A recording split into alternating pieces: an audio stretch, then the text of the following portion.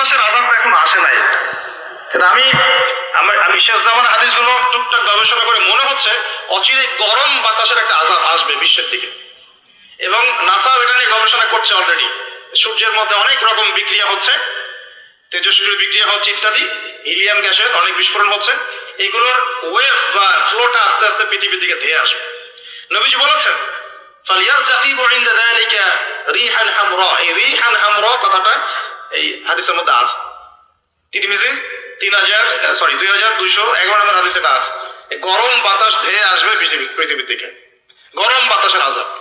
গরম বাতাসের আযাব আসবে, ওয়া জালজালা এবং ভূমিকম্প। অন্য হাদিসে আসছে সানাওয়াতু জালাজিল, ভূমিকম্পের বছরগুলো।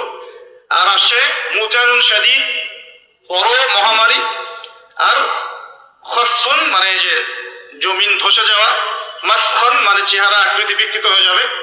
আর কযফান একটা আছে, কযফান মানে পাথরের বৃষ্টি বর্ষিত হবে। এই আযাবগুলো কখন আসে? এই পাপগুলোতে মানুষ যখন লিপ্ত হয়। আর আমাকে বলেন দেখি, এই পাপগুলোতে আমরা কম বেশি লিপ্ত আছে কি নাই? আর বড় বড় বস্তুবাদী শহরগুলোতে এই পাপগুলো বেশি না? এখানে মানুষ ওই হাদিসের উপর আমল করছে। এখন কোন হাদিস? নবী সাল্লাল্লাহু আলাইহি ওয়াসাল্লামের ইন্তেকালের ৮০ থেকে ৮৫ দিন আগে একটা হাদিস তিনি বলে গেছেন, একদম শেষের দিকে, জীবনের শেষের দিকে। ওই হাদিসটাকে বলে হাদিসে জিবরিল। কি বলে? নবীজিকে জিবরাইল আলাইহিস সালাম মানুষের রূপ ধরে এসে জিজ্ঞাসা করেছিলেন যে কিয়ামত কবে হবে।